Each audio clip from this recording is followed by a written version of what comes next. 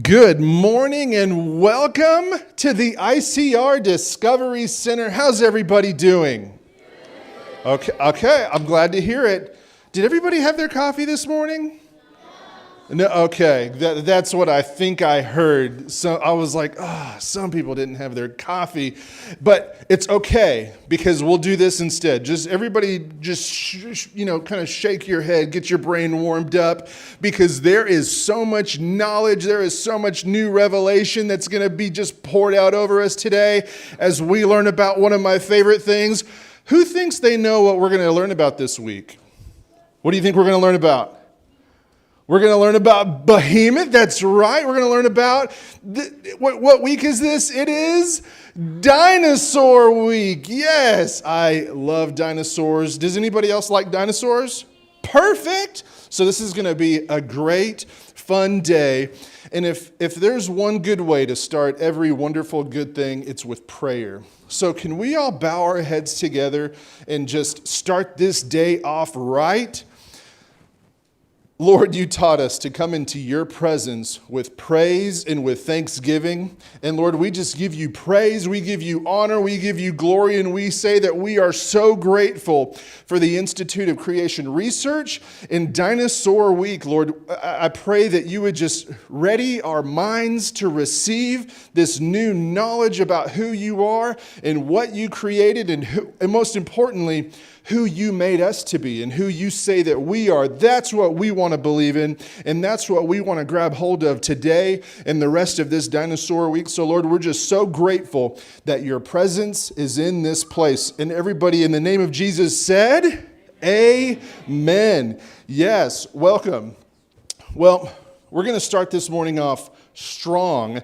We have the Vice President of the Creation Apologetics Ministry Foundation Advancing Creation Truth. Mr. Tommy Lohman also serves as the Field Paleontologist for the Glendive Dinosaur and Fossil Museum in Glendive, Montana. Woo! I wish I had a title like that. This guy, when you see him come on stage, you're going to think, no wonder he works with dinosaurs. He's a Manosaurus because he's like tall, he's like big. You'll get to see. But would you please help me welcome this morning Mr. Tommy Lohman? Yes, thank you all.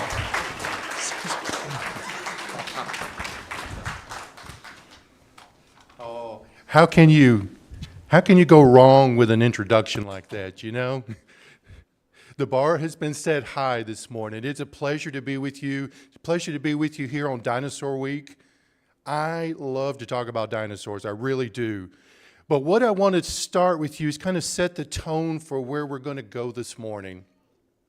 Because so often, and some of you may be sitting in here this morning, where we're raised in a church environment, we're raised in a Christian home, we understand the Bible, we even can go back to Genesis chapter 1, read the creation narrative, go to chapter 7 of Genesis and read the flood narrative, and we can say, yes, that happened. But then we go and we practice our science, we learn about science, and we hear the earth is millions of years old, and we hear about evolution, and we're like, wait a second, that doesn't fit in the Bible. Anybody ever been like that? You know what I'm talking about? Yes. And we wind up learning, particularly from an early age, there's two ways of learning. And then at some point, for me, it happened when I was 17 years old. I'm like, wait a second, I've got to begin to reconcile this dual worldview. Something had to go. And for me, I wound up abandoning Genesis 1 through 11 as literal history. Because I assumed that scientists were always just giving me observed information. What I now know is that's not always the case. And what I now know is that my thinking needs to start with the biblical worldview. Because what we want to know is what happened in the past, and the Bible gives us that. Genesis 1 through 11 isn't allegory. It isn't myth. It's literal history. Written for us to see the greatness of God And so when we go out into the field and I dig up dinosaur bones, that biblical worldview of God created dinosaurs, God flooded the world because of the judgment upon man's sin, I have that in the back of my mind when I'm excavating fossils. That's what I want to do for you today with Behemoth. Behemoth is not just a mythological creature that happens to flow within the context of Job, but it is a real animal with enough description in there that I think we can make a really solid case that we're looking at a sauropod. Now, if you don't know what sauropods are, you will before we get done this morning. But it's the big long-necked, long-tailed creatures, the biggest animals that have ever lived. And this is really what we're going to focus on, is really what I want to do is to show you how we can walk through both a biblical worldview, a biblical foundation, and still practice science appropriately so in light of this biblical worldview. Now, as James was telling us, I was telling you, we come from Glendive, Montana, or at least that's where we work and spend our summers up there. This is our museum, and I just wanted to show that to you. If you ever are in the neighborhood of eastern Montana, that's really not on the way to anything. So if you're going to be in eastern Montana, you've done so on purpose, okay? But we would welcome to have you come by and stop and see us sometime. The thing that's important for me to help us understand and kind of get a foundation under us is that being a paleontologist is not just simply digging up dinosaur bones and that is it. But there are many hats that we wear to understand our world, to understand how God has created things. And so, first of all, we're part biologists. I study living organisms, how they move, how they function. And where appropriate, I take those living observations and make application to dinosaurs. It's the way we help us understand how they may have moved. Could they jump? Could they run? Could they crawl? So on and so forth. I also need to be part geneticist. Because what I recognize is that God created life, and we can look into the genetic code and see the DNA strand. We can see information. Information is always the product of a mind, and we recognize that a mind is always a product of personhood, and God possesses personhood. And so we can look at that genetic code, which is the blueprint for life, and recognize that information only comes from that which is eternal, all-knowing and all-powerful, and only God fits that criteria. We need to be part geologist as we begin to read and study the ground, understand the layers. As we're out, I've even had people say to me, well, Tommy, the earth looks old. And I'm like, really? How old does it look? And what do you mean by that? Because when I look at the earth, I don't see old. I see judged by water. I see flooded by water. And I'm talking literally all over the face of the planet. I don't see age. Age is not obvious and apparent within the rock record. I have to be part engineer.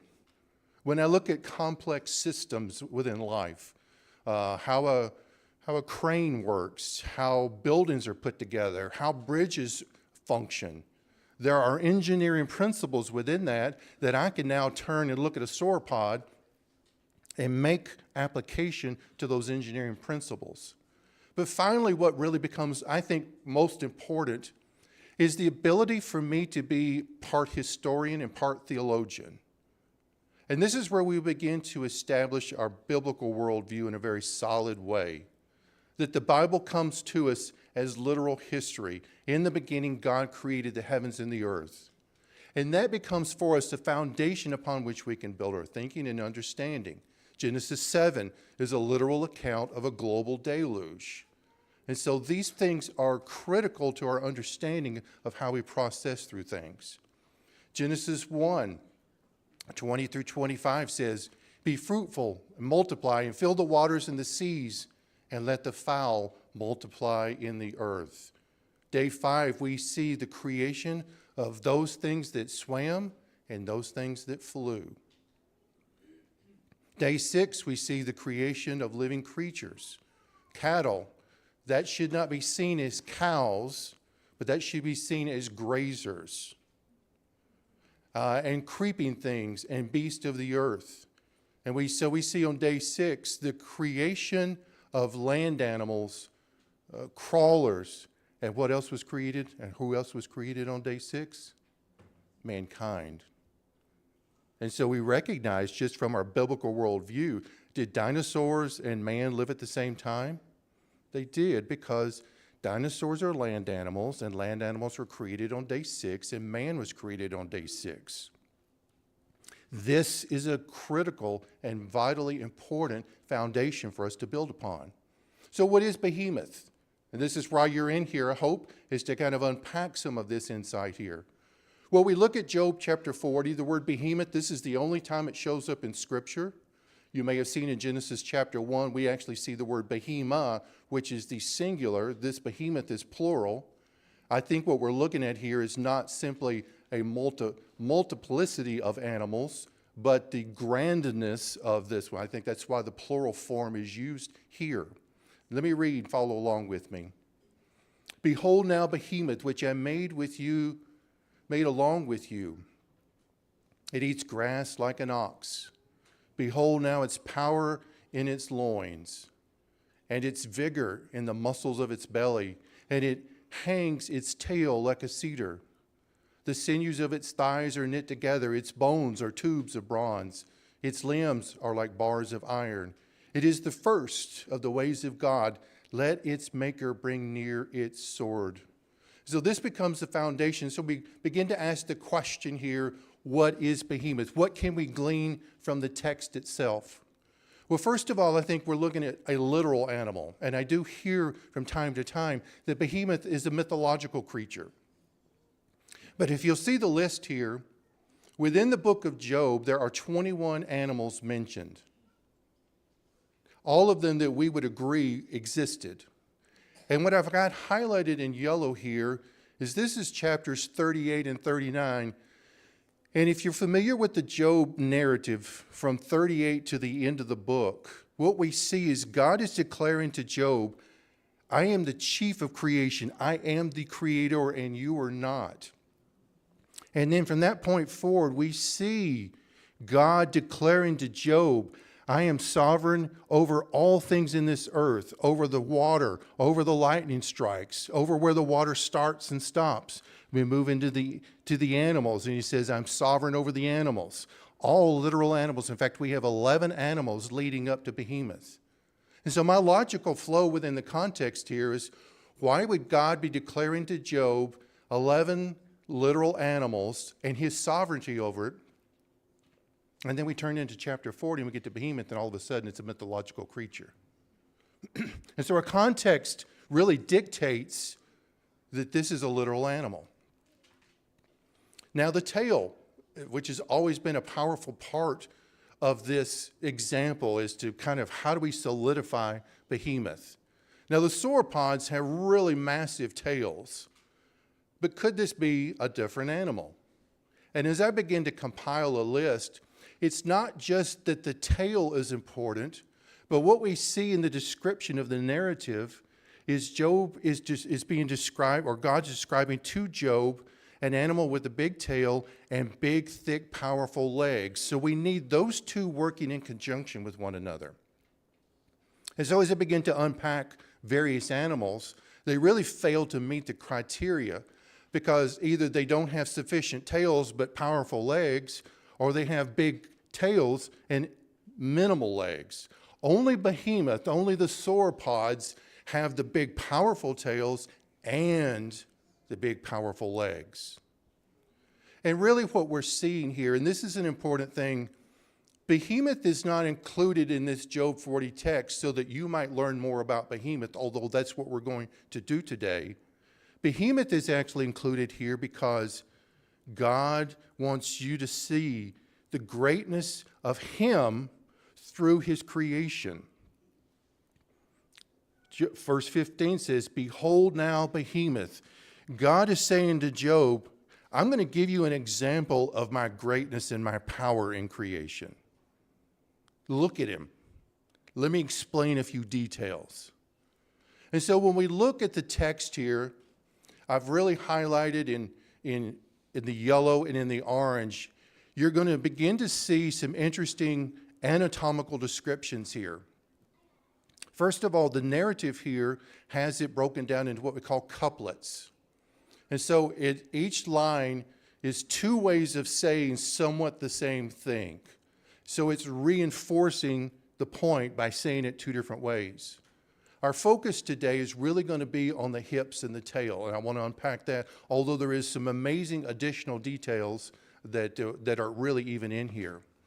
And so what we're looking at with this narrative is the focus of power upon the behemoth's hips. We see the tail. We see the belly as where the muscles are, that strength. And so when we look at a sauropod, this is what I believe we're looking at. We're looking at probably an Apatosaurus. We're looking at likely a Diplodocus, something along that line. And when you look at this animal, if you were to see this animal up close, alive, walking by, where would you really focus? Where would you really see his, if you will, seat of power? It's right there in his hips, isn't it? Would you say his hips? I'd say his, like his middle body. Yes, exactly. Good observation. And that's where we want to do, is to kind of take a skeleton and take just the basic description, the anatomical description here of Job 40, and make application. The first thing I want you to really notice is it's incredibly how thorough that this Job 40 narrative is on Behemoth. How many really key elements that we can extract here. When I came across this quote from this book, Biology of the Sauropod Dinosaurs, I was intrigued by it, because this is where I want to begin to press us in first, is really, we kind of assume that dinosaurs are just big, and then we kind of gloss over it. But being really big is actually a really big deal. The never since surpassed size of the largest dinosaurs remains unexplained. Dinosaur giantism is a scientific problem that has puzzled biologists since the earliest discoveries of the sauropod dinosaur bones almost 160 years ago. Now, this is a recent quote by modern paleontologists who could care less about the Bible. But what they're recognizing is that for this animal to be big, that is a big deal. Modern paleontology is puzzled by dinosaur giantism, and yet when we look at Job 40, God declares that Behemoth is great because I made him to declare what? God's power. And so Behemoth is doing something that somewhat mystifies modern paleontology, and yet we see the power of God flowing through him. Now, when we begin to think about size, I'm always drawn to the blue whale. If any of y'all are blue whale fans, I'm there. I'm in your fan club. Because they're just massive animals. There's, as far as I know, there's been nothing that's ever lived that's been bigger in weight. They can be up to 100 feet long, up to as much as 200 tons. And that's impressive. But think about what keeps the body weight up. Is he doing something within himself structurally? What's keeping the water pressure? He's staying buoyant by the water. In fact, if you look at a skeleton, good observation, if you look at his skeleton really isn't carrying his weight at all, is it? In fact, you think about what is his skeleton doing? It's really geared for him to swim, isn't it? But you put a Diplodocus out there, and while he is less in weight, he's not dependent on water. He doesn't have access to water to carry his weight. He is carrying all of his weight. That's part of what I think this Job 40:18 passage is important. Its bones are tubes of bronze. Its limbs are like bars of iron. What Job is seeing here is what's keeping this guy up are really powerful column-like legs. In fact, I don't have a picture of it here, but the biggest sauropod femur, the upper leg bone that I've ever seen, I think is 8 feet long. And it can be 18 inches in diameter. Just absolutely massive. And that's really just what you see visually. Internally, how it is structured also is important. So when we think about the Diplodocus and really how big they are, there's two key species, the Carnegie and the Hallorum. You can see between 84 and 98 feet. Those are school buses I've got plugged in at 40 feet long. Is that big? Yes. Now what I want to do is begin to talk about why being big is a big deal. This is why I have my Rubik's Cube up here. We're going to walk through this, so try to walk through this slowly here. Now we're going to work through this chart here. This chart, you see at the top, cube 1 through 10. Now what I want you to understand, I've got this visually right here. Cube 1 would be just one block, so it would be just a 1 by 1 by 1. This cube right here is a 3 by 3 by 3. Now, when we look at this cube here, we talk about surface area. We would go 3 times 3 is 9. And how many sides are there to a cube? 6. So 6 times 9 is? Very good. And if you'll notice on the chart here, the green box, I've got, that's cube 3, you've got 54. You nailed it. But what about its volume? Volume is figured by 3 times 3 times 3. 3 times 3 is 9. 3 times 9 is 27. So at this point and at this particular size, there's more surface area than volume, isn't there? But look at the chart here. When you get to cube, what have I got here? Cube 7, we're at 194. 194, but the volume hits 343. When we get all the way up to cube 10, the surface area is 600, but the volume is what? 1,000. What I want you to see is those numbers aren't particularly representing a particular thing, but what you see here on surface area, there's a very nice progressive incremental change.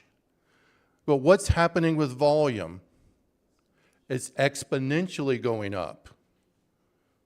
And so when we look at dinosaurs, we sometimes think that the full-grown sauropods are just bigger versions of the juvenile sauropods.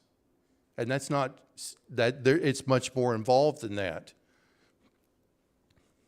This little guy is not having to deal with the same stress loads. And so when we think of volume, we're actually thinking, translate that more into weight. And so what the larger sauropod is having to deal with is a greater weight load on his body. His bones are being stressed more. His joints are being stressed more. His organs are being stressed more. And so simply to be big is a bigger deal, and it creates stresses that a smaller person might not have to deal with, or a smaller animal. I'm going to a person in just a minute. This got me thinking about my early days of when I was a child, the little golden books of dinosaurs. And I still have some of that stuff. But in those days, the brachiosaur, which you may be familiar with, they were thinking that he was too big to carry his own weight and had to live in water. Now that has been dispelled clearly on many levels, but this was how they were thinking at that time.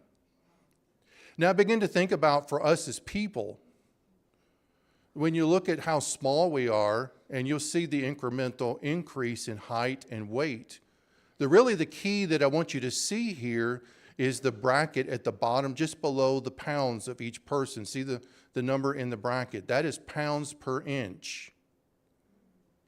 Now you notice the pounds per inch is going up. In fact, it's interesting, Robert Wadlow, and I look at his body build right there. First of all, he may have not been able to have done this, but think if Robert Wadlow had been able to get into weightlifting, be an athlete, and actually add on significant amounts of muscle. He, I think, would have been easily over 500 pounds. But he died early because his body, his organs could not handle the stress load of his size. Once again, being big is a big deal. And so when we think about sauropods, we're beginning to recognize we're pushing the upper limit of what is possible here. And this is where I want to continue to press us to think we're not just doing science here, but we're recognizing the hand of God, and he's doing something special and unique in this creature. When we think about the heaviest sauropod, the Argentinosaurus, their estimates of 77 tons, 154,000 pounds. This is in the Field Museum up in Chicago. This is probably one of the longest dinosaurs known. This is standing up in the museum right now, 122 feet long. At his hips, he's probably close to 20 feet tall. And that head height's probably in the neighborhood of 35 feet. Now, when we think about these big animals, not only do they exist with size, but they've got to move, they've got to function. And we're not going to be able to cover all of the details of that, but I'm intrigued by something called biomechanics, life movement. How do dinosaurs move? Now, we've got to make some assumptions. That's why I talked early on about being part biologist. I can't just look at a pile of bones and say, well, I know what it did, but I can make some interpretations and some assumptions that become logical. In fact, a lot of paleontology is done by computer modeling, so they begin to assess how do these animals function. So when we look at and just be reminded of what the narrative of the Job 40 narrative is telling us, the movement of the tail suggests unified function with the hips. The focus of its strength is the center of mass is in the abdomen or the belly. And the legs are described as columnar to enable bearing of great weight. And so when we think about animal movement, we recognize that animals move in so many different and fascinating ways. And we can even see the nature of how they're constructed. Their physiology, their body plan really is geared towards accomplishing these particular tasks. And so what I want to do is take us a cheetah and a raptor and an elephant and a diplodocus and kind of make some comparisons, make some observations, and we'll see kind of at least how we can best understand this. Now, if you've ever seen a cheetah run, and I'm sure most of us have, that is one of the most incredible things that I think God has done in his creation. For their ability to stride, you see the body plan is really geared for that. They're able to draw their hind legs up under their torso. They're able to really stretch out. You see how rigid their body is. They do what they do very well. They run. Their body weight is relatively light. While I have no doubt a tiger can run fast, a tiger could never match a cheetah in speed because a tiger is built somewhat differently. Its skeleton has more of a thin frame, as you saw in the running. It's really geared, once again, for this activity.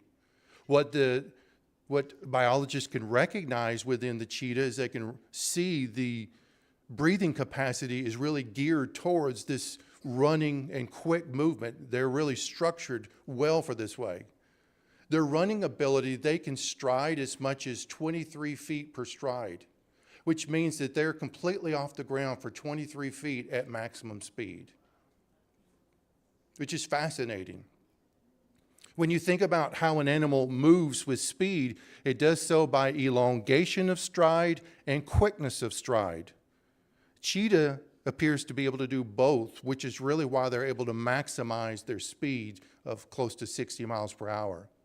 The muscles are really geared toward this activity as well, and their tail acts as, as somewhat of a rudder. So we take these observations, and can we make some logical application to an animal we've never seen move? All we have are its bones. When we look at it, it appears to have a body weight that's relatively light. I haven't seen raptor bones. Their femur, their leg bones are not big, thick, heavy bones. As you can see, their tail is long, but it's also very slender. And you begin to recognize that what's going on here is they're built lighter animals. Their skeleton affirms this. And so when we begin to think, what kind of running ability do they have? Well, we can make some assumptions that they might have a good capacity for long strides. proportionally long, slender legs, long feet. When I say long feet, this right here is their foot. That's the ankle right there. That's a metatarsal. That's the long bone in your foot. And so as you can see, what are they walking on? They're basically walking on their toes, aren't they? So they have very minimal contact with the ground itself. While their musculature is impossible to measure accurately, we can again make some logical assumptions here. Within their tails are very rigid. We can see tendons actually preserve in the fossil record, and the tendons will weave into the tail all the way back, which means their tails are very rigid. This would really be ideal for straight line speed. It's the way they balance. And so the conclusion is we likely can see raptors having good straight line speed. Do we know how fast they run? We cannot measure that. But they do seem to have a build that functions well in that way. And while each animal, the cheetah and the raptor, are really quite different, they seem to be filling that same niche in the ecosystem, if you will. And as we look at the shoulders, the cheetahs have big shoulder blades. That's for the muscles. Why do the raptors have small shoulder blades? Because the cheetahs are quadrupeds and the raptors are bipeds. And so there's a load-bearing capacity. Probably cheetahs are better at actually turning. The raptors probably were not good at turning because they would have not had as much of a capacity to balance well. Now let's move to the elephants here. Now you think about the cheetah video I just showed you, and look at what the elephants are doing. Now remember, the cheetahs could be off the ground, and how far were their strides? 23 feet? The elephants aren't striding really, are they? Whatever quick movement they can have is done by quickness of legs. They are keeping their legs underneath them as best as possible. Because of their size, they need that capacity. And so when we begin to look at body weight is heavy, the skeleton, the bones are geared for weight. Their running ability is only at the capacity of how quick they can stride, not an elongation of a stride. Their feet, as you see in that picture in the bottom left, they actually have a fatty cushion under their feet to actually help them move. But they've got big round feet, so they've got a lot of ground contact. And the muscles are large and thick. So when we look at a sauropod, we can make some similar application here, that the sauropods likely had some of the same capacities. In fact, when I think about managing giantism and sauropod movement, you're gonna like this next picture. This was a legitimate early day thought of how sauropods moved. That's not cartoon, that's actually how they thought. But you got to think, when you go back to the late 1800s, dinosaurs were thought of not just as reptiles, but very lizard-like. And so when you begin to think about how lizards move, this is how they move. As impractical as this is, that was the conception, the idea that was in play at that time. Until they began to find trackways. Now, two things I want you to notice. One is lizards drag their tails. There are no tail drag marks here. Two, that sprawling stance would suggest the width of the footprints being apart. But look how tight the footprints are. And what we recognize is what's called a parasagittal stance, where the legs, they begin to recognize the legs were underneath them, which really maximized the capacity for load bearing. While they may not have been quick, it worked well. And their feet actually have somewhat of a similar function as we see with elephants. It is believed that they would have had a spongy, fatty material under their feet, right under the heel. You can see right here, the foot bones are actually very vertical. So in some respects, they're doing somewhat the same thing as we saw with the raptor. They're walking on their toes. These are the forelimbs. This is the Patagotitan that was in the Field Museum that I was showing you. The left picture is the hind feet, and once again, you see how tightly, how vertical, how vertical these bones are, and there would have probably been bands of ligaments that would have wrapped around to keep it nice and tight. Because when you're 50 tons, you need to maximize that. In fact, Dr. David Norman makes the observation here that dinosaurs walk on the tips of their toes. They all do that. Olympic runners do the same. They think about Usain Bolt. When he's running at speed, he's up on the tips of his toes. Watch his head, it is absolutely flat. He is not wasting energy moving the center of mass up and down. And this is, again, as we've been talking about, we're trying to understand how animals that we see alive today, how they function and how they move, and how we can make logical application to dinosaurs whom we've never seen alive and moving. We do have the benefit of trackways. My wife and I got to go here a couple of years ago. This is in Utah. Begin to see how these animals would have been walking in mud.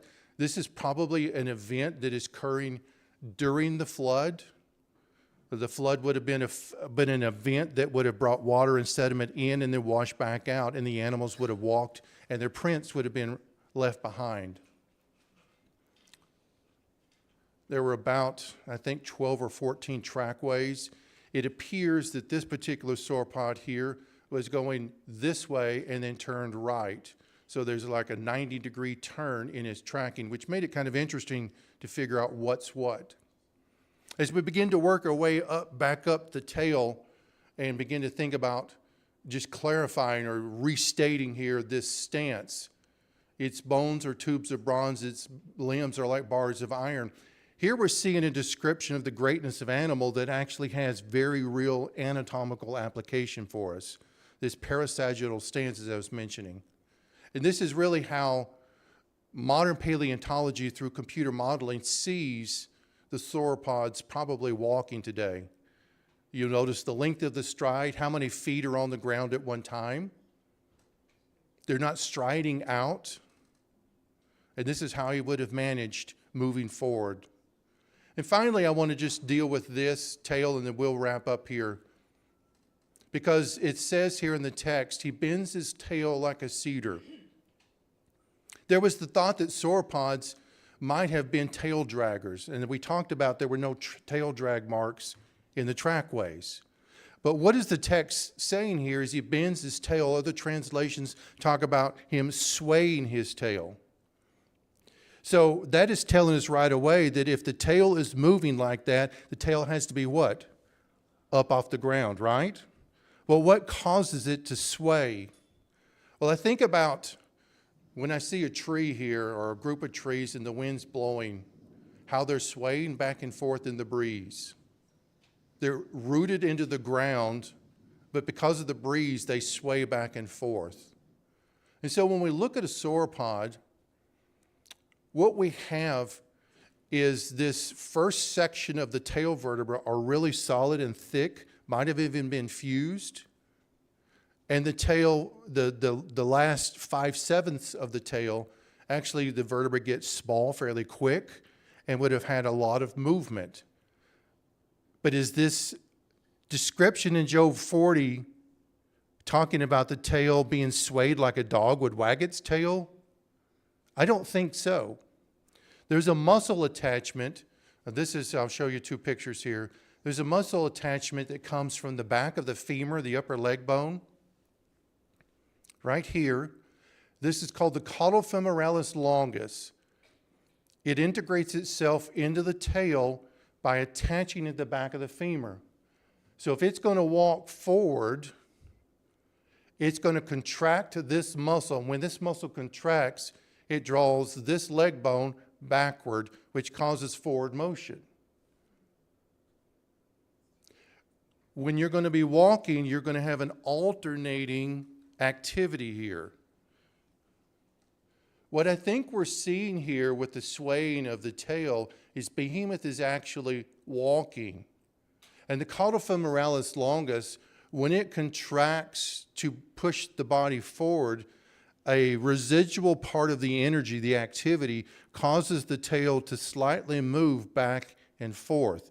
It's not trying to per se move its tail, But because it's walking, there's an additional energy output and it causes the tail to go back and forth. So when I think about Behemoth and the chief of the ways of God, we see an animal of great size, great strength, great presence.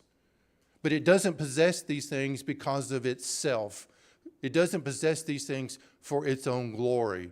It possesses these things to remind us of the greatness of God and his creative power in all things. Thank you so much. James, come on out. Can we say thank you to Tommy Lohman? Yes. Getting to, we see, it's very clear to see how big dinosaurs are, but to get to learn about the power, the balance that God put in them really shows not just what he creates, how he creates it, but I walk away from that just seeing who he is as a creator. He doesn't just make these powerful, amazing, monstrous things. He does it in a fun way, just like Tommy presents dinosaurs. I love dinosaurs. They're always going to be fun to me, and that shows us what kind of a creator we have, in whose image we are created. He created us in his image. So as you go around today, seeing how glorious, well-balanced the heavens are, as you see just how amazing an engineer he is with genetics as you go through the Discovery Center today, let it cross your mind every now and then how much wonder went into creating us. Whenever you go home and look in the mirror, just take a minute and be like, man, he is a good creator. Can we do that? Yes, good. Can we thank Tommy one more time for this amazing presentation? Yes. So we have workshops throughout the rest of the day, one coming up at 11:30 and one at 2 p.m. These are hands-on activities for fun for the family of all ages.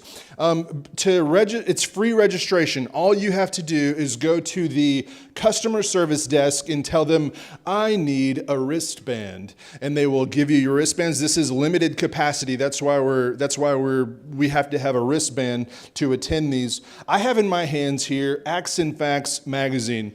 The Institute for Creation Research publishes these every 2 months. This is a free subscription. We want you to have these coming to your home every 2 months. This is the latest and greatest research that comes out of ICR. We are so blessed and spoiled, really, to have a research team that fights off blindness all day looking down microscopes and then takes the rest of the day to articulate that research to publish in Acts and Facts magazine. So the latest, most amazing research, and as honestly, it gets better and better. The deeper we look into God's creation, the more we're able to see. The better technology gets, the deeper look we're able to take into what and how and who he is as a creator. This is a tremendous blessing for you, your family. Sign up for a free subscription. At least grab one of these to take home. You can sign up at the table at the back of the room. We made it really easy for you. Be back in this room at 1 p.m. today. We're going to get to hear from ICR's Director of Research and Geologist, Dr. Tim Clary. Don't miss that. We're so glad you're here. Thank you for being here. Thank you, Tommy, for this presentation. You're dismissed. God bless you. Go have fun.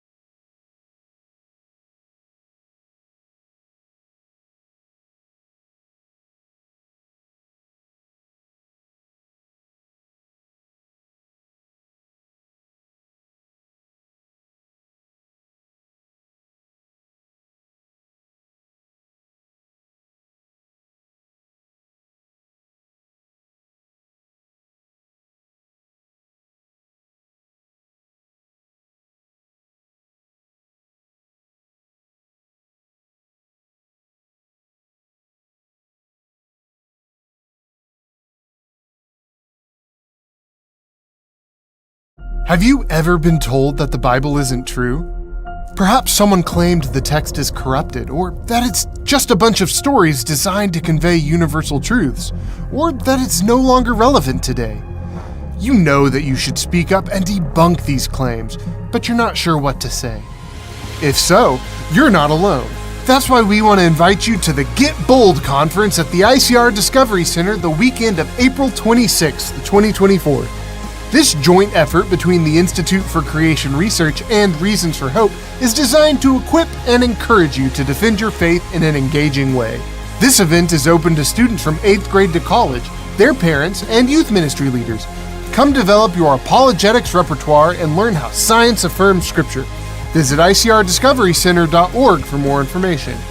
Go intentionally, share heroically, get bold.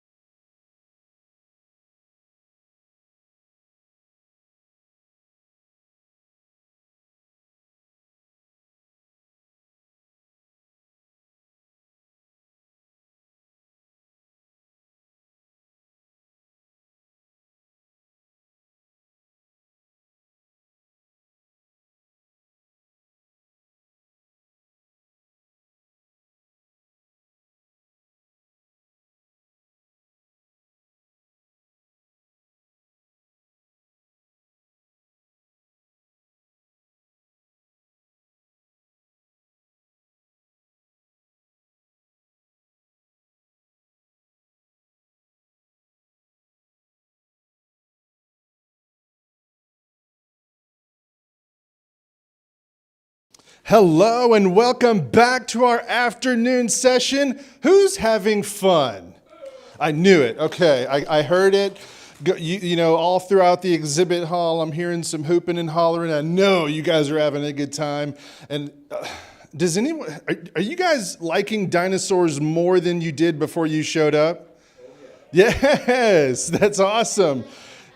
Very cool. Yes. So I do want to tell you all a little bit about our Get Bold conference coming up in April 26th and 27th. It is a 2-day conference it's going to be training in apologetics, training in evangelism. Excuse me, I had to find my place on my notes. We get to hear from ICR researcher and editor Dr. Frank Sherwin. We get to hear from Carl Kirby and Dr. Juan Valdez of Reasons for Hope and Bill Jack of Worldview Academy. This is 2 days conference. And you know, if you're like me, your brain needs like a reset sometimes whenever you're just cramming it full of knowledge, new revelation of how amazing our Creator is. There's even some entertainment built in. I understand that there's going to be a world-class juggler. Oh, if you're anything like me, you're like, okay, 2 days with a juggler? Yes, sounded pretty good. Again, that's April 26th through 27th. If you know a high schooler or a college-age student that needs to be at this conference, go ahead and register them. That'll just be what they need. It's only $30. Don't miss it. So we get to hear now from the Institute for Creation Researchers, the Institute for Creation Research's very own Director of Research and Geologist. Would you please help me welcome our very dear Dr. Tim Clary. Yes. Thank you, James. Hopefully this is working. It's going to be tough.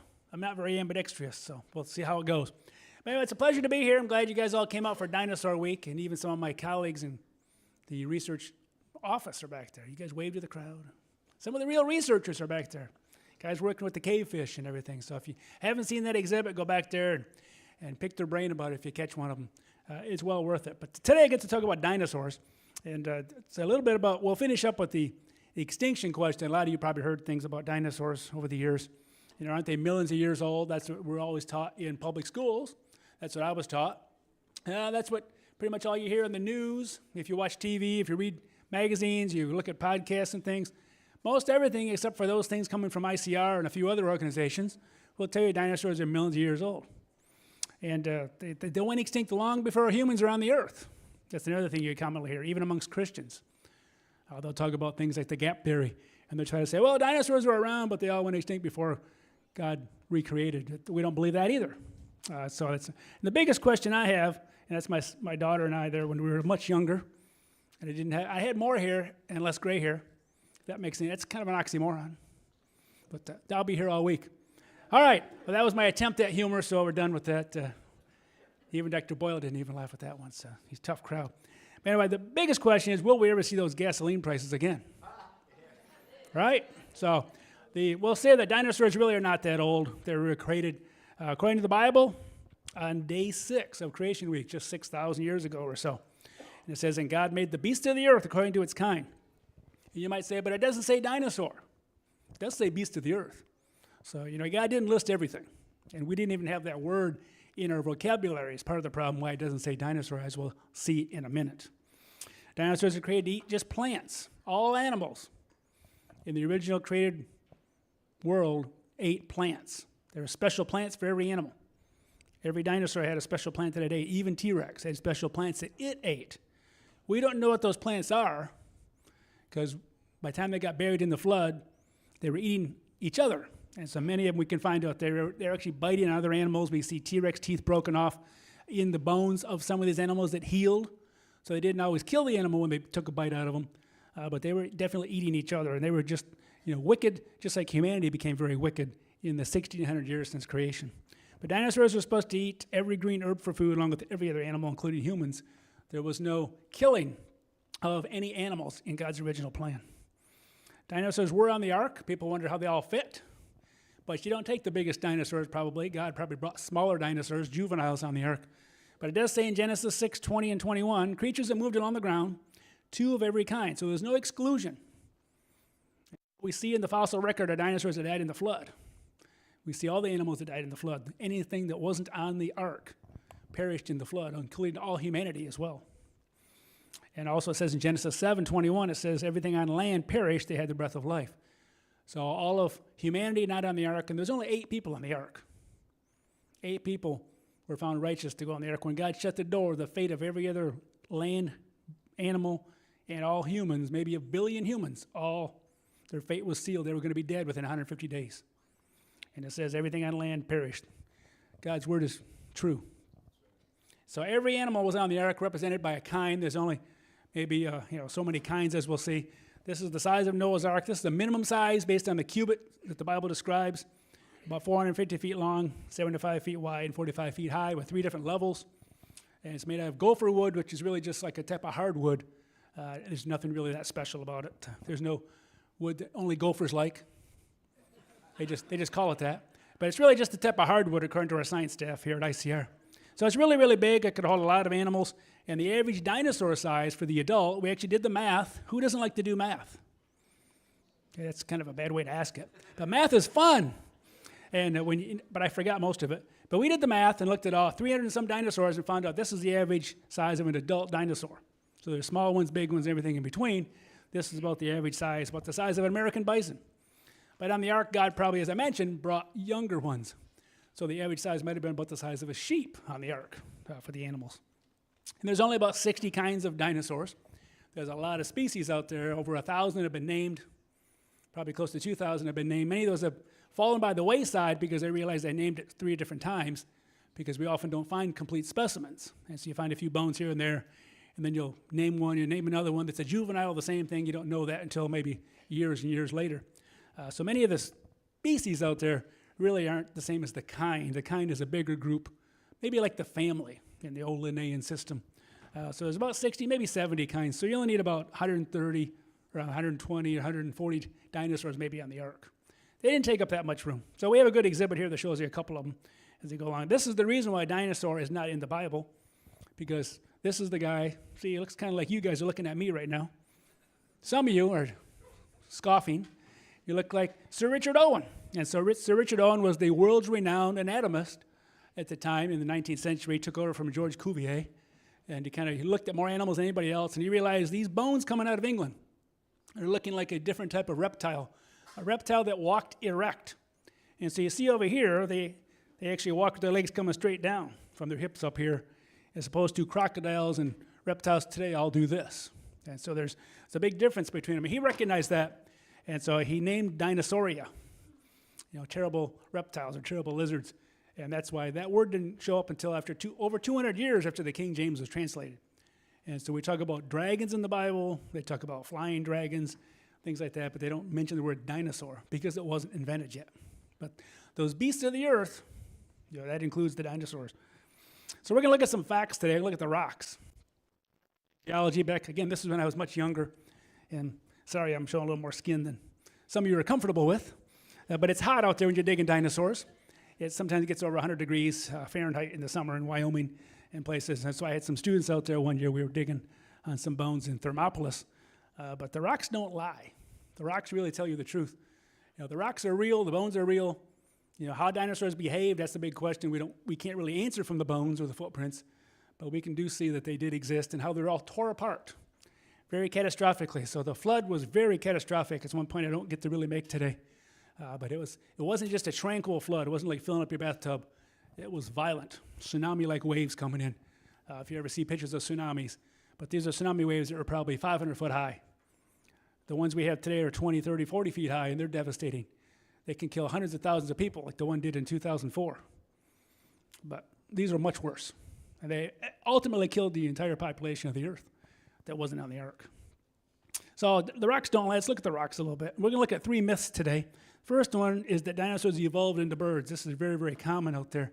If you watch Jurassic Park movies, they're pushing this really hard. The dinosaurs had feathers, dinosaurs are birds. Dinosaurs, in fact, are birds according to the evolutionists. But that's not true at all. We'll look at a little bit of the data to show that they're much, much different. Remember, birds are created on day 5, if you read your Bible, and dinosaurs on day 6, because they were land animals. So the flying animals, the birds, maybe even the birds that walked, were all created on day 5, and the fish were on day 5, but dinosaurs were on day 6. We'll also look at how old dinosaurs are. This is about the generally accepted ages of dinosaurs right now, between 232 to 66 million years ago, supposedly. We don't believe that either, and we'll show you the evidence that shows that's not true. And then third and finally, we'll talk about the extinction question. This is a big one because I've had little 6- and 7-year-old kids argue with me about they went extinct from an asteroid. I'm like, not so fast. Let's look at this. And so I'll look at the data. Part of my research involved plotting up oil well data all over the world. And I'm still trying to finish a couple of small locations. And one of them was I looked at the area right around the Yucatan Peninsula where the so-called Chicxulub impact was supposed to hit. And we'll look at the data there and what it really shows. And it's kind of surprising. This is stuff you don't get to hear anywhere else. So I'm glad you guys are here because you won't see this many other places. Let's look at that number 1 again. Dinosaurs evolved into birds. This is the pictures they show. I took this right out of one of their, just like the human evolution thing where they come from chimps to humans. Supposed to be from dinosaurs, and they somehow became smaller or whatever, and somehow sprouted feathers right in here. And then they're a bird. But that's not right. The rocks don't support that, as we'll see. There's no reality to that whatsoever. Do some birds have feathers? That's a big question. There's even some creationists out there that will tell you that dinosaurs had feathers. God could have made them with feathers, but apparently he didn't, as we'll see. This is something you won't see in your backyard. Even if you're before the flood, you wouldn't see this unless it was a bird. So here's a true bird, Archaeopteryx. This was found in the 19th century, the first specimens. There's about 12 of them now. And many of them show feathers. Some of them don't really show the feathers. Feathers are hard to preserve. And so on the side of our Discovery Center out there, as you drive away, you look at those big fossil replicas we have on the side. But this was about the size of a crow. It looks like a typical bird. But it had a bony tail, and it had some teeth in its jaw, and it had claws on its wings. But none of those things are really that unusual. The tail is very thin, notice, so there's no real muscle attachment to it. But it had feathers coming off, and you can see those feathers. And those are all real. And they figured this bird could fly probably like a pheasant. So it didn't fly really well, but it could fly for a while. And that's maybe why it was trapped in the rocks earlier in the flood than many of the other real, modern-like birds that we see today. People look at this thing and they say, well, this is a dinosaur, Sinosauropteryx. So you say Sinosauropteryx? See, it's always the kids. We're all kids. At least as men, we never grow up. Ask our wives. And that's good. I like being a kid at heart. But Sinosauropteryx. But you can see this looks like little hair stuff coming off its body. And so they try to claim this is proto-feathers. This is the beginning of evolution of feathers. And they say, see, look. But it's really not. Alan Fiducia, who is an evolutionary scientist, he actually did some empirical studies, and he took a dolphin and some other animals. And dolphins don't have a lot of hair on their body. They have a little bit because they're mammals, but they don't have a lot. And so he squished a piece of dolphin, and he found some interesting things in 2005. He found what looks like hair coming off, just like we saw in the Sinosauropteryx. So all these fibers coming off. And what that is that's the collagen in the skin. So if you bury something fast, you're going to kind of squish it, and some of that skin collagen will stick out almost like hair. And so it appears that Sinosauropteryx doesn't have protofeathers. It has collagen in its skin, because dinosaurs, like reptiles today, have very thick, tough skin, and they have a lot of collagen in it. So that makes a lot of sense. But this, again, they don't talk about this. They just say, oh, look, this is protofeathers, there's that hair fluff. Yeah, but it's really not. There's also frauds out there we got to watch for.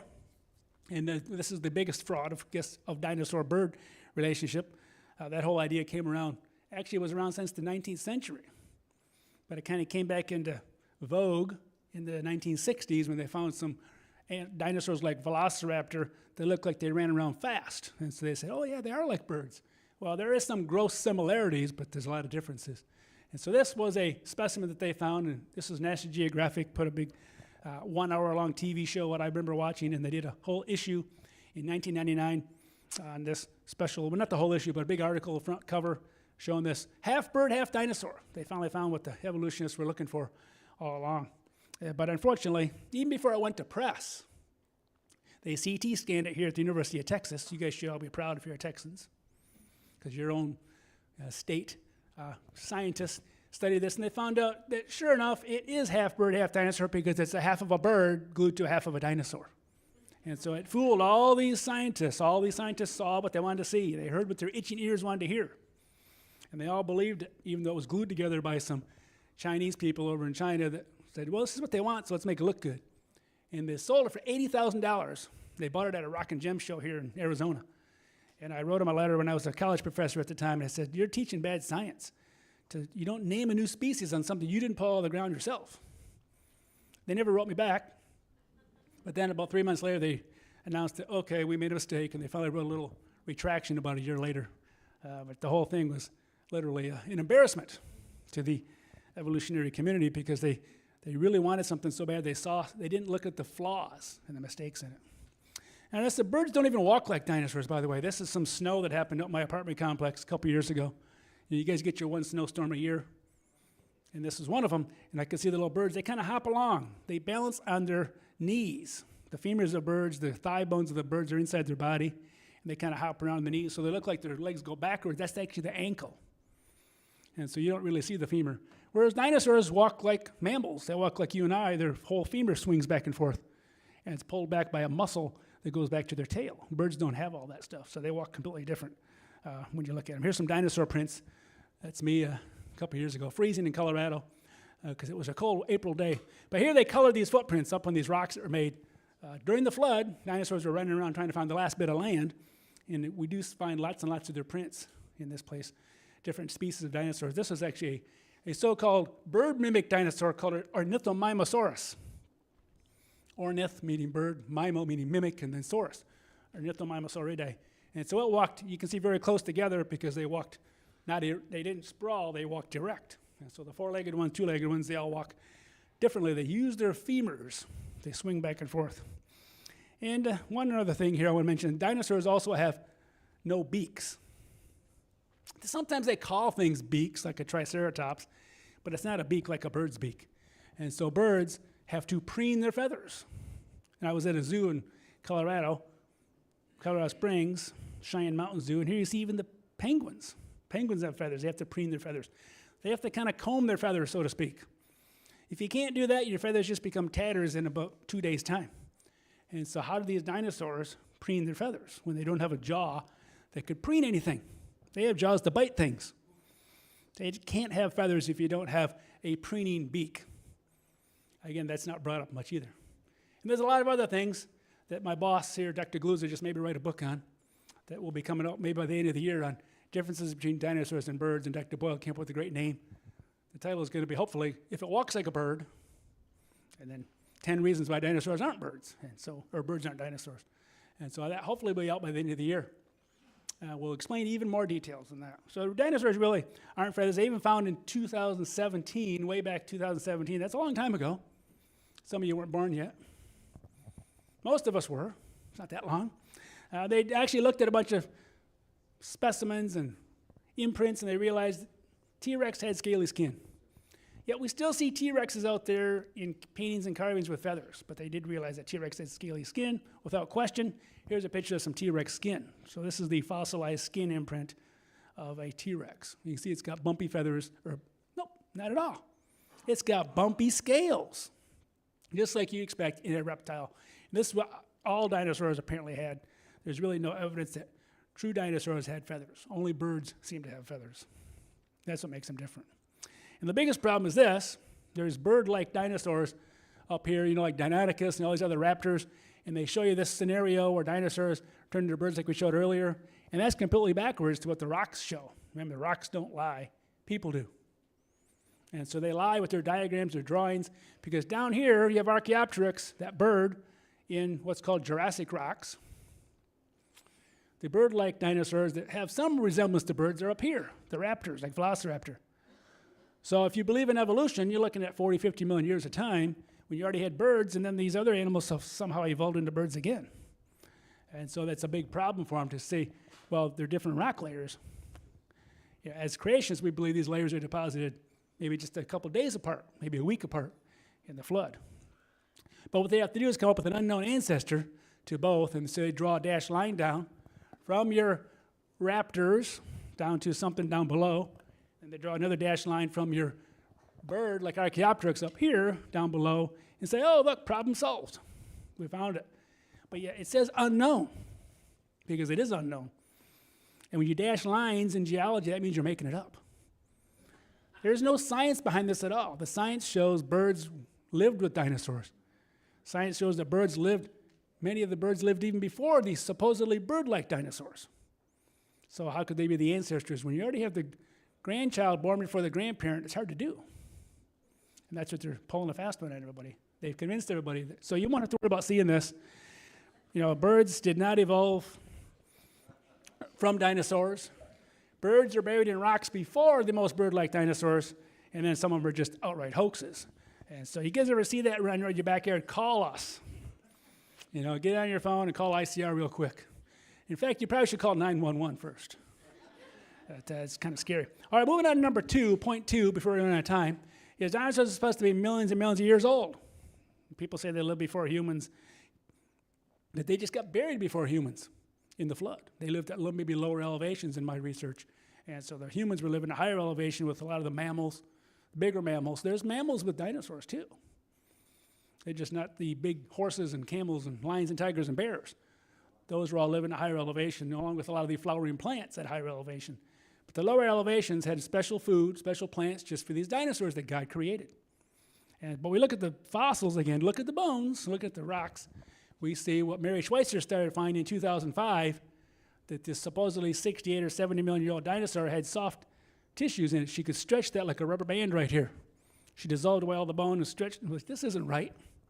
And the colors were red because those colors still contain hemoglobin, proteins that should have decayed away millions and millions of years ago. None of these collagens or proteins that she was finding could survive even 1 million years. So how could they be 68 or 70 million years? And since then, of course, this is the facts that physical chemists have studied for years. Things decay. You leave you guys are Texans, you all rode horses here. There's a whole bunch of horses out back. That's what I thought. But I found out you guys don't ride horses because you're in Dallas. That's those Fort Worthers. Right? Something like that. Anyway, if you put your saddle out there for 50 years in your barn, what's going to happen to your saddle? It's going to be pretty brittle. You're going to get out, it's going to just crack and fall away because everything breaks down. Even fossils break down, so they can't be millions of years old. Here's what there's been over 120 discoveries, and these are not creationist papers. These are actual, journal articles in the secular literature where they find flexible blood vessels. They find what looks like red blood cells, but they won't quite admit it. And they find osteocytes. These are the bone-making cells. You can still see the nuclei still in there, and the little philia sticking all out. How does all this stuff survive if it's millions and millions and millions of years old? It can't. So the soft tissue that they continually find, the more they look, creates problems for the evolutionists and the deep time people because it's hard to explain. They still can't explain it adequately. But it's not a problem for ICR. It's not a problem for you. So the truth is dinosaurs are not old. They're as old as the Bible tells us. The flood was about 4,500 years ago. It's not that long. So it's tissues, I'm amazed they can last that long in the weather up in Montana and places like that. Number 3, let's look at our third and final point.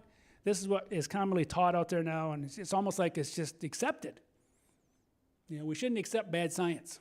We shouldn't accept dinosaurs turning to birds because there's no science behind it. We shouldn't accept that dinosaurs went extinct from an asteroid. They went extinct after the flood. We'll talk about a little later. Let's look at the asteroid. In my research, I actually started looking at the oil wells drilled into the Yucatan, as I mentioned earlier, and we'll see, but here's a cool little video that hopefully will work. This is an actual photo from space of the impact at Chicxulub, because we have a time machine now, we can go back in time. None of that is true. Neither is this true, as we'll see, but it was kind of cool. Let's watch that again. That was kind of fun. Wasn't that fun? It's the best part of my talk. Why is Boyle agreeing with that? Dr. Boyle. All right, well, that's enough of that. But here's what it looks like. And this isn't even real. This isn't even real. This is just a gravity signal. There's no physical bump. There's no physical hole. There's none of this.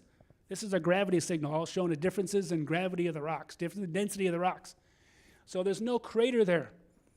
People talk about a crater. There's no crater. This is gravity data. So gravity depends on the types of rocks. So there's some sort of a semicircular pattern, but you've got a couple of things coming in. You've got a trend coming in this way and a trend coming in this way. You can see it goes beyond some of this goes beyond that supposed crater, everything else. It's not a physical entity at all. And there's a bunch of wells drilled into this because geologists thought there might have been oil in the middle, kind of as an uplift. So they drilled a bunch of cores, and we looked at those cores as part of my research. You can see all the wells drilled around there. And here's supposedly the site. They drilled one offshore recently and a bunch of them onshore. I looked at all these different wells and studied for my research for the North American continent. And there's 2 big questions I want to ask you is, how much melt is there? If you have a big asteroid hitting as big as they say, there should have been several miles of melt because it should have just hit the Earth and just spanked the Earth. And a huge melt zone, a huge crater should have formed. And all we see is a gravity signal. There's no actual physical crater at all. And when we look at the melt, look in those wells, what do we find from melt? There's only one well that has 300 meters of melt. That's about 1,000 feet. And there's another one that has 100 meters. That's about 300 feet.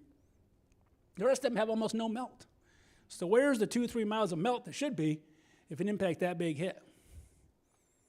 These are the cores. We kind of lined them up by the top. They bounce around, but you can see the red. The melt stuff is red. And you can see way, way up here, a little bit of red there, and there's the one that has 300 meters. There's no melt over here, there's no melt over here. This is probably just an igneous intrusion is all it really is. Which is what it was before they decided they needed something to explain with the extinction of dinosaurs. Secondly, where's all the iridium? You hear about iridium all the time. This iridium dust cloud that came down. They found it in Italy, and they find it in many places around the world. Iridium is a rare earth element, and so it's not very common. It comes some asteroids that hit, shoot a dust cloud of iridium, but iridium is also produced by volcanoes. Volcanoes produce iridium, and the volcanoes during the flood year were peaking near the time the dinosaurs were being buried in the floodwaters and totally wiped out. So they disappeared because they were wiped out at that level. Their entire ecosystem was gone. Boom. So you don't find dinosaurs above a certain level. That's called the Cretaceous rocks. That's why they're gone at the Cretaceous level. All the animals that lived with them are gone at that level as well. Then you go up, you get the next level, which are the animals and the plants that live at the higher levels. So it isn't the dinosaurs turned into mammals or evolved into birds or anything like that. That's just where they're wiped out. But this supposed tsunamis and everything else, all the stuff they tie into this, there were tsunamis going on, sure, because that was part of the flood. And there was volcanic activity spewing iridium because that was part of the volcanic activity of the flood. And there might have been an impact, but if it was here, it was very, very small, if at all, because there's no iridium to speak of. There's only in 3 of these wells of the 10 that they find any traces of iridium. So here we are, the end of the smoking gun, supposedly. This is what they call the smoking gun. There's not enough melt. There's almost no melt. And there's no iridium. Where'd the smoke go? Oh, it went everywhere else. And they find some in Montana and different places. But you go to one hill in Montana, it's there. You go to the next hill, it's not there. And so it's really not like they tell you. There's no big blanket of iridium. There's a lot of iridium, but there's a lot of volcanic activity going on as well. So myth busting here is the facts are there's likely no asteroid at all that even hit at this location. There are some impacts. You can see some obvious impacts, but this one didn't even make a crater. It's just a gravity signal altogether. There's almost no iridium. There's not enough melt. There's not even really a circular crater at all. It's just changes in rock density, which can be tied back to volcanoes, volcanic activity, or lava. Lava is going to have a different density than the sedimentary rocks around it. So if a little intrusion comes in, you're going to change it. You can kind of get a couple of things overlapping. You can get a semicircular shape. Very ambiguous data. So how did dinosaurs go extinct? I think partly because of climate differences between the pre-flood world and the post-flood world we live in now. The Bible talks about in 2 Peter 3, the whole world was destroyed by the flood. And that's in the New Testament. It's not just an Old Testament story. It's in the New Testament as well. And it talks about the world that then was being overflowed with water perished. And so the whole world was destroyed and completely changed anew. And so the climate was changed as well. I think it was a global greenhouse before the flood. And afterwards, because of all the fossils we find, huge dragonflies about this big, they needed more oxygen. So there must have been more oxygen in the atmosphere and probably more CO2 as well. So we had all this lush vegetation because plants breathe CO2. The CO2 they worry about is increasing. It's like, well, the plants are going, woohoo, we can breathe again. It's like you go into 10,000 feet, which I've done before, and you're like huffing and puffing. The plants started going, this is great. Keep burning the fossil fuel. So it's not as bad as they make it out to be. Human interaction probably played a part also. I think humans were probably killing some of the dinosaurs. And there's a lot of legends about St. George and the dragon and things like that of people killing what probably were dinosaurs. They didn't have the word, so here's St. George and the dragon. You can see some of this exhibit on our wall in the Discovery Center, these different things in there. And we have lots of evidence of post-flood evidence. We have ancient texts, pictographs, petroglyphs. Some of these are, again, we show a few of these. It's a smattering of them. There's hundreds of these. People like Vance Nelson have put out whole books on this. He's a Canadian creationist. And you can see evidence all over the world that shows post-flood evidence of dinosaurs and humans living together, or at least that dinosaurs, humans saw dinosaurs. And in the book of Job, you can read about Behemoth. It says, behold now Behemoth, which I made with you. He eats grass like an ox. His strength is in his loins, his force in the muscles of his belly.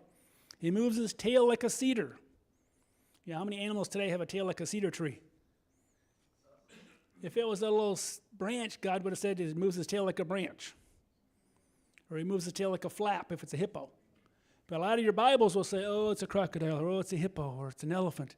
That makes no sense at all. It's got to be a big dinosaur-like tail, because when they walked, again, their femur muscles were attached to their tail, and they would pull back, and they would actually sway. Their tail would sway to kind of keep their balance. And so some of you guys are working on computer recreations of these, right? Computer modeling of dinosaurs walking. Pretty amazing stuff. But what's up there, what's interesting, what people used to point out is he eats grass like an ox. They used to go, see, this can't be a dinosaur, because dinosaurs didn't eat grass. There was no grass at the time of the dinosaurs. That's what the evolutionists say.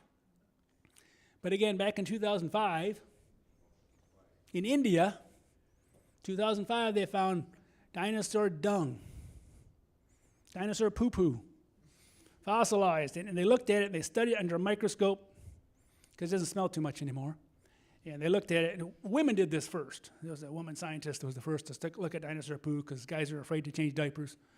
And although I hate to do it, I did it. So anyway, so they studied this stuff. I don't know who studied this one, but they found there was 5 species of grass in the dung. And the dinosaur that they found the dung with was a sauropod long-necked dinosaur. So if you think, the Bible is true once again. People scoff at the Bible saying, oh, there's no grass. So I told this to a person who just gave a presentation on Tyrannosaurus rex Sioux that was going around the country. And she was talking about how all of her paintings notice there's no grass.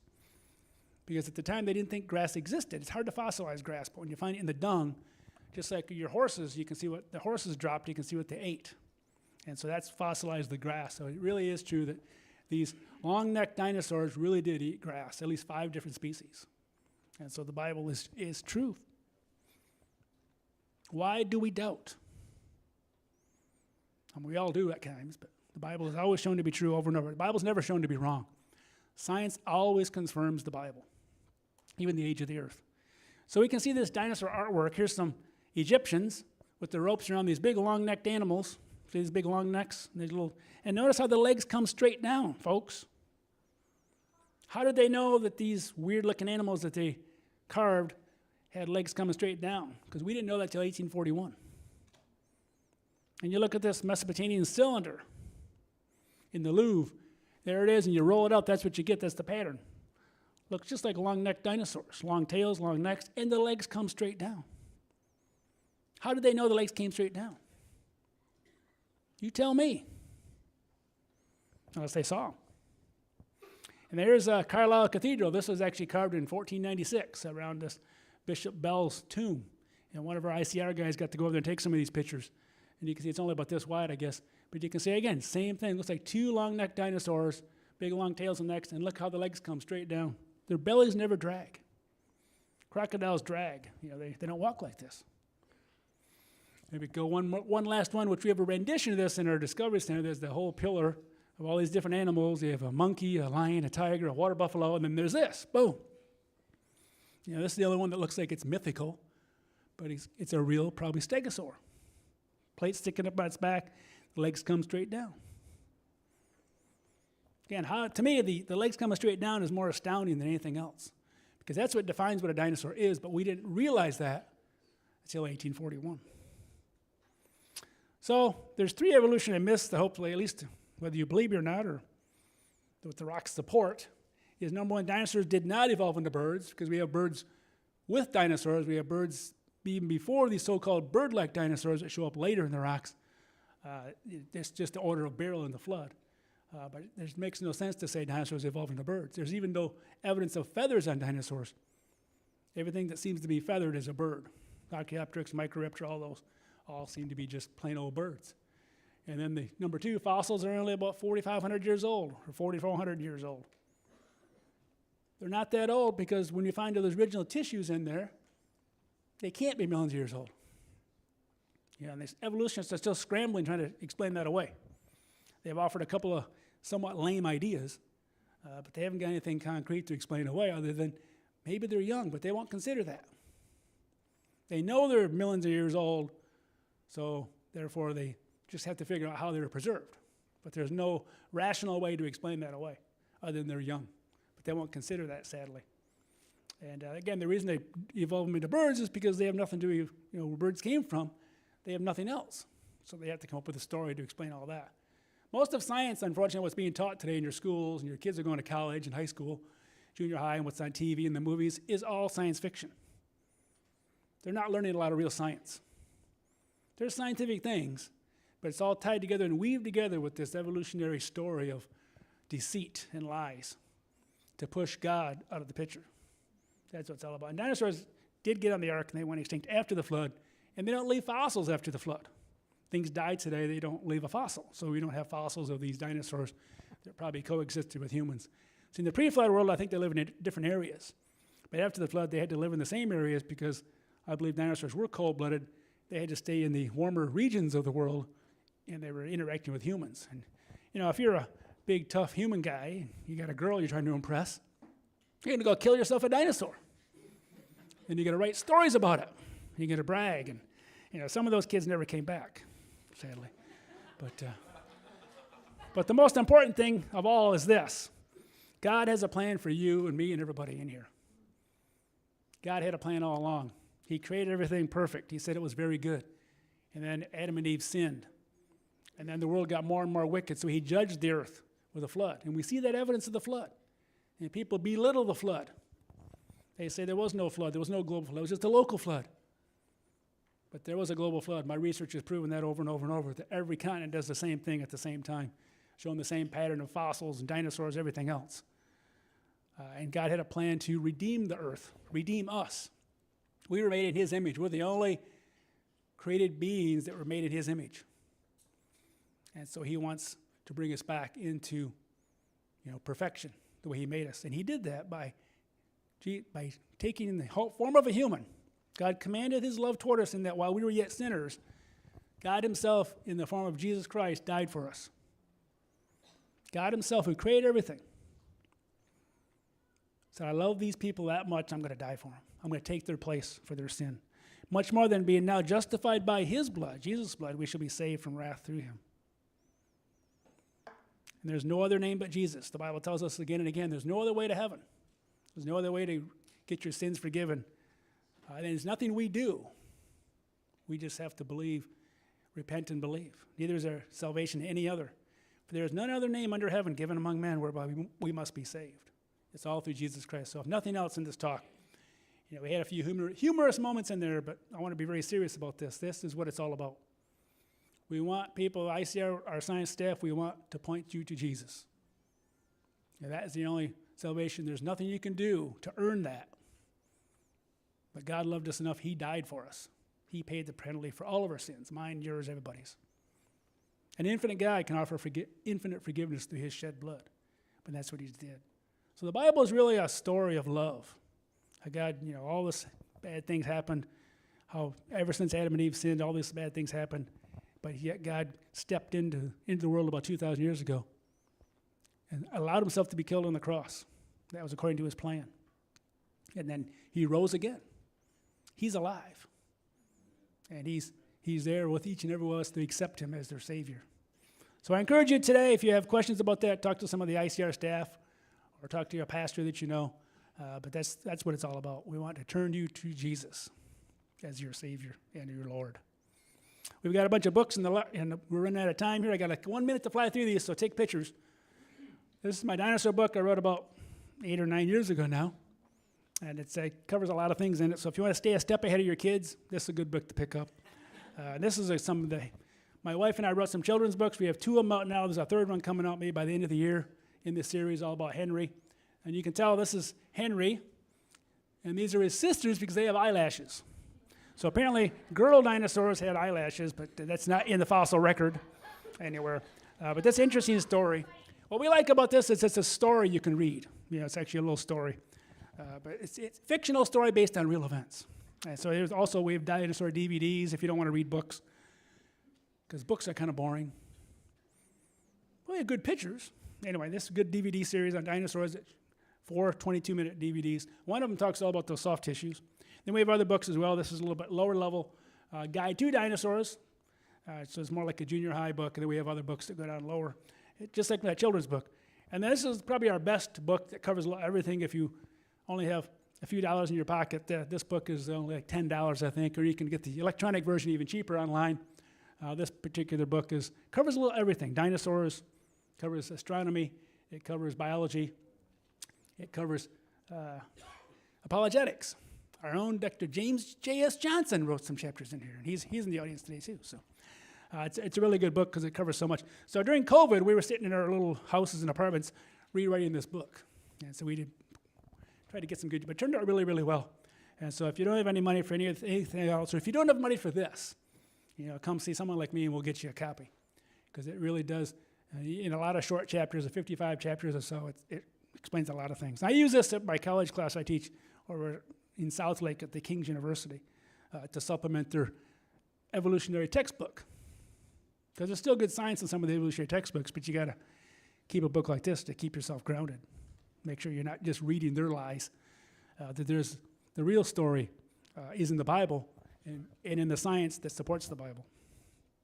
So, and if nothing else, there is a free publication that comes out 8 times a year called Hacks and Facts. Most of you probably already get this, I hope. But if you don't, in the back of the room, you can sign up, or outside by the ticket booth, I think over there, you can sign up as well. It's free. It's our gift to you for enduring this talk and these other talks. And so when you get it every month, think, yeah, I endured Clary's talk. So anyway, well, thank you very much. I'll let you all go, get back to enjoying the museum. And if you want to hear the same talk again on Friday, I'll be doing it again on Friday. Like I said, I'm here all week. He's here all week. Can we hear it for Dr. Tim Clary? Yes. I am so glad that God gives us fun scientists to give us good science. He talked about the bad science, and I think I'm going to put that in the boring science category, because hearing our researchers talk about science, seeing the passion that they have for it, and just really getting to kind of share in that relationship to their creator that these researchers have, we're just so grateful. So one more time, can we just show some love to Dr. Clary leading our science team? Yes. And one thing Dr. Clary didn't share with his Henry the Hadrosaur book series, I think there's 2 or 3 of those Henry the Hadrosaur books, but I really appreciate the plush dinosaur toys that we sell right alongside them, so that my youngsters can kind of have something to hold and play with. It's a little Henry the Hadrosaur while we have story time, and they get to learn about God's amazing creation in dinosaurs. So please, just like Dr. Clary said, stop by our dinosaur area in our bookstore and take home a Henry the Hadrosaur, along with, if you want to know more about dinosaurs, Dr. Tim Clary's research on dinosaurs and any of our other categories. Visit our booths in the atrium. We have some amazing ministries out there. We believe and hope and pray that some future ICR research scientists are in this room or watching online. We want you to connect with the amazing exhibitors that we have out there to meet with you. If you have questions, if you're a homeschool family and you're looking for a strong curriculum, Cornerstone is here. They have fantastic, not just resources, but they will certainly help point you towards the light, give you some direction. We were a homeschool family. We understand it is so good to be able to connect with a community, connect with these tables. If you have questions about what the future might look like as far as university, we have Dallas DCC, Dallas Christian College. We want to connect with you. Please connect. Acts and Facts right here in my hand. We're spoiled here at ICR with our research team. When these guys are not spending all day long staring down microscopes, then they go to their offices and they just type up all the latest current research that comes out of this place. It builds our faith. It gives us knowledge. Don't go home without taking a copy of Acts and Facts. Just like Dr. Clary said, sign up for it. It's in the back. It comes every 2 months, because we're also spoiled with incredibly generous donors here at ICR. And if that's you in the room, thank you so much. We so appreciate you. If you're viewing online, we are here for Dinosaur Week continues through Saturday. We want you to come join us. If you're in this room and there's somebody in your home, house, family, friends, church that is not here and you know they need to be here, please tell them. We'd love to connect with them and love to invite them to Dinosaur Week. Are you guys having fun today? It's not over. Go to the exhibit hall. We've got dinosaurs in there. Go see a feature in the planetarium. We are so glad you're here. Have a wonderful rest of the day. You are dismissed.